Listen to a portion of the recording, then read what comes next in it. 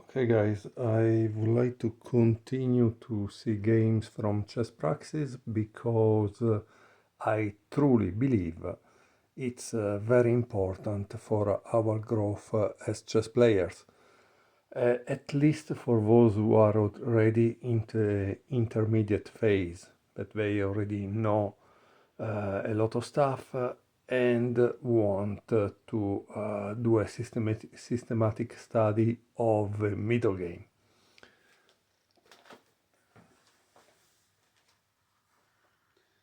So we are on game number 3, which was played in 1907. Black is von Schiv and white obviously is our friend Nimzowitsch. Nimzowitsch begins to play with knight f3. Von Schive open with d5. I think the theme of this chapter is the centralization, right? The control of the center. d3, knight c6. Now here it doesn't say anything about knight c6, but yeah, I'm sorry, in reality it says it after the fourth move by white, and it says for now the black c pawn is blocked by the knight. Well, it made sense that he would have played this, because you try to control these squares, right? But once you block it, guess what? White played d4, and that made sense. Now, black played e6 instead of playing something like this. e6, close the diagonal, right? So this is becoming a kind of orthodox game. Queen's Gambit is also called, right? After e6 there is e3, knight f6, c4, bishop e7, knight c3, castle, bishop d2, and here he played knight e4. Bishop d3, f5. Here it says, not very good, as Stonewall is not playable with a knight at c6. This is the knight on c6, okay? And this would be the Stonewall formation of the Dutch defense.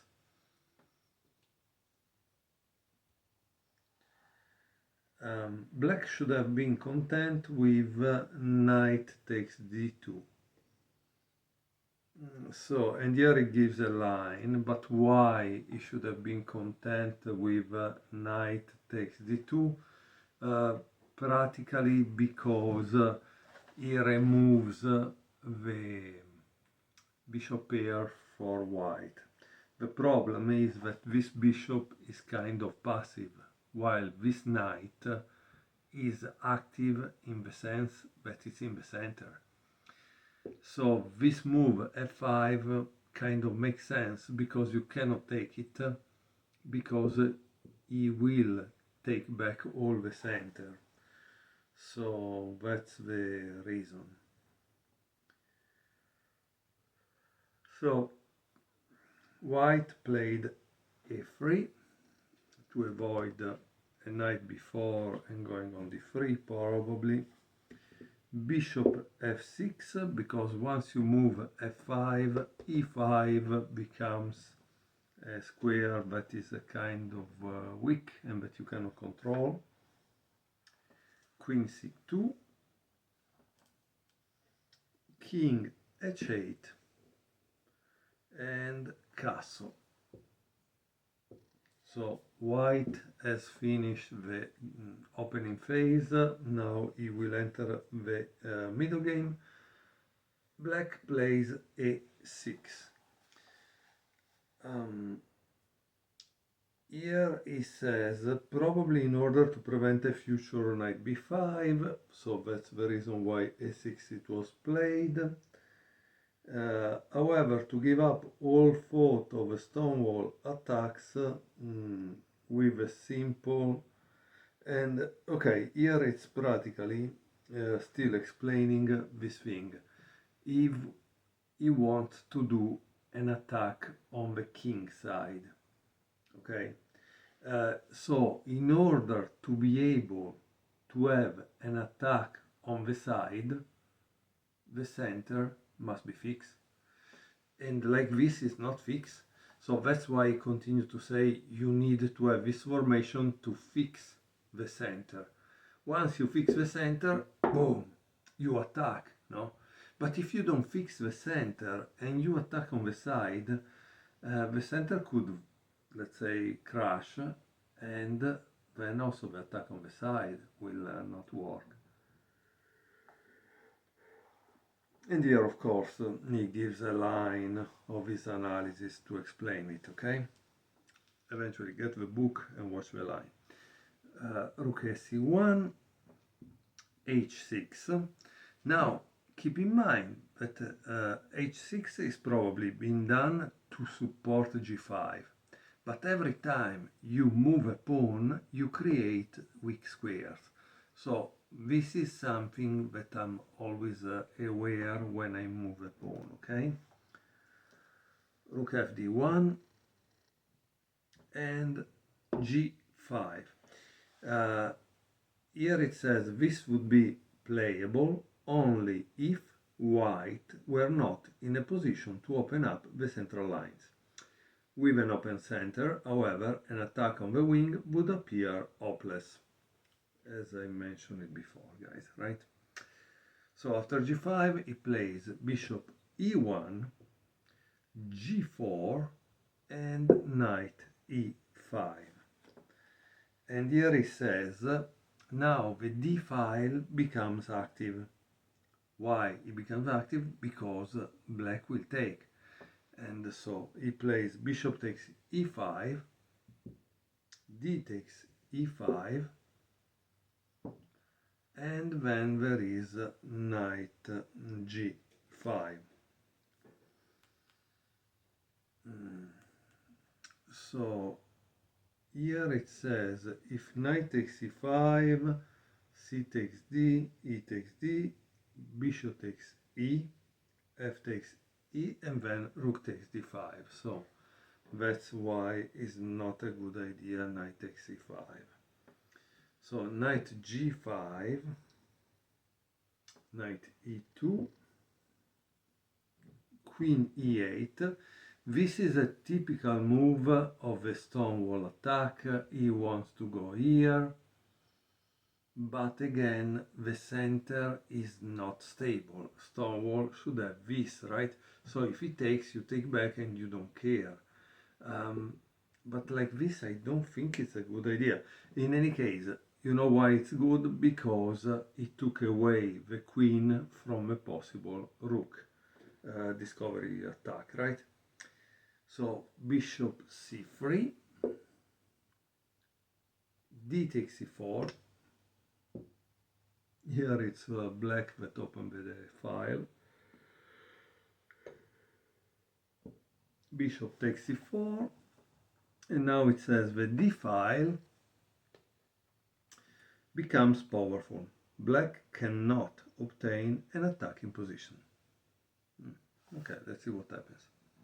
Bishop d7, as you can see, there is a problem here with this bishop.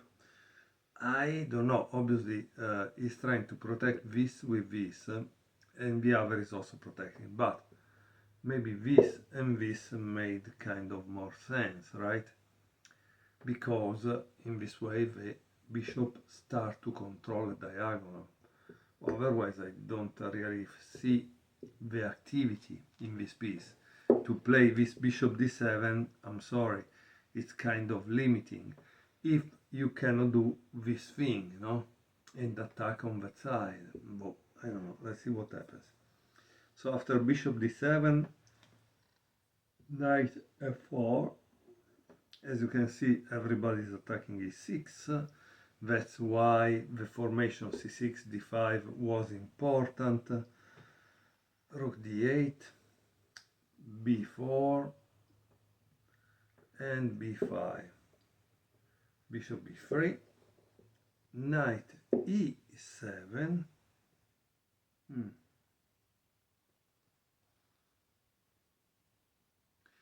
Because there is 1 and 2, okay. Bishop d4, c6, queen a2, and this is going through, and knight g6.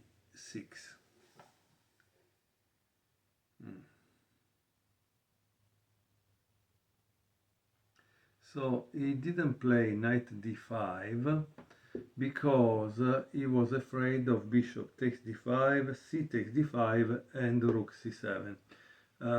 This is one of the elements that Nimzowitsch mentioned in Chess Praxis.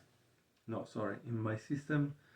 And in my system obviously says if you have a rook on the 7th or the 2nd rank, it's an advantage, right? Okay. So he played knight g6, trying to exchange this powerful attacker, but white doesn't want to exchange and plays knight h5. Why white doesn't want to exchange? Because when you attack, it's better to have all the pieces you have, but maybe you need them, right, for something. If instead you have exchanged them, your attack will disappear, right? So that's kind of important. After knight h5, there is knight h4 and knight f6. This is generally the important thing. For example, black exchange the dark square bishop, so this square has become a great outpost for white. White's outpost because it's in enemy territory and is controlling a lot of squares of the enemy territory. We are speaking of 6 squares in enemy territory. Okay? So it's a great thing. Here there is not much comment anymore at this point. It just shows the moves. Queen g6, bishop b6, taking control of the square h8, knight h f3, g takes f3, rook takes f6, bishop takes d8, knight takes f3, king f1, and is escaping, rook f7 to remove it from this, bishop f6 check, rook takes f6, e takes f6, and here there is knight take h2 check, king e1, knight f3, king e2, and now he plays f4. But after f4 there is rook takes d7 and black resigns. So this is the game. Why black resign? Well, maybe first thing is that there is no much counterplay for black, because this is gonna fall, and then there is all the possible threats of checkmate. So that's probably the reason why he resigned, because the situation is kind of desperate on this side. This was game number 3 from Chess Praxis, a book that I tell you should read cover to cover and eventually try to memorize some of the games because they are very important for your growth as a player. Thank you very much for watching.